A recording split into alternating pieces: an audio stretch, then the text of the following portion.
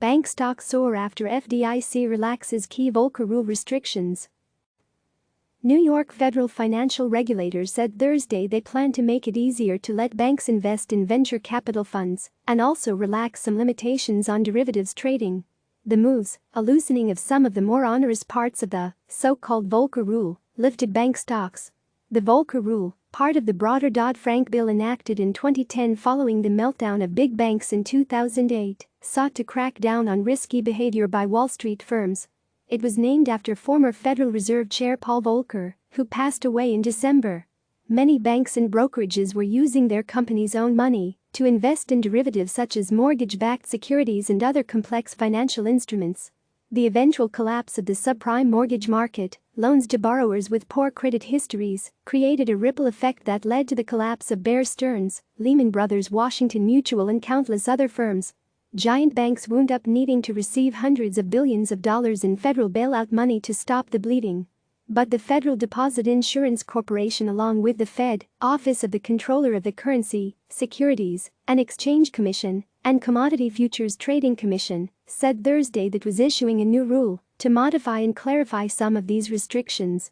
The regulator said that the changes will allow banks to allocate resources to a more diverse array of long-term investments in a broader range of geographic areas, industries, and sectors than they may be able to access directly.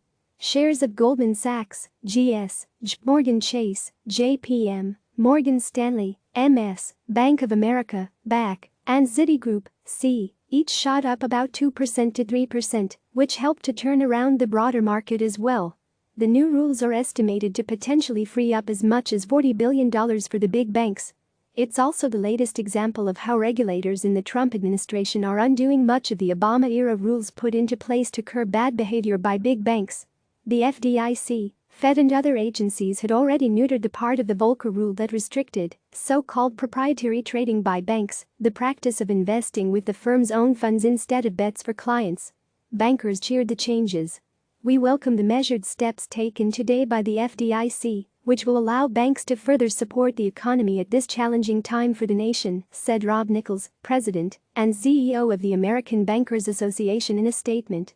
But critics of America's largest financial firms are crying foul and expressing worries that banks, which are in much better shape now than 2008, partly because of tougher rules, could be headed for another crisis.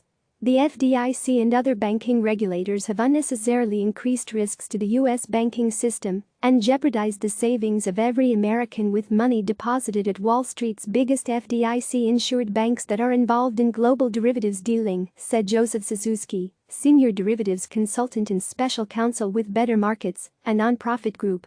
The new rules come just a few hours before the Fed is set to release the results of the so-called stress tests for big banks, a kind of report card that has been in place since the financial crisis.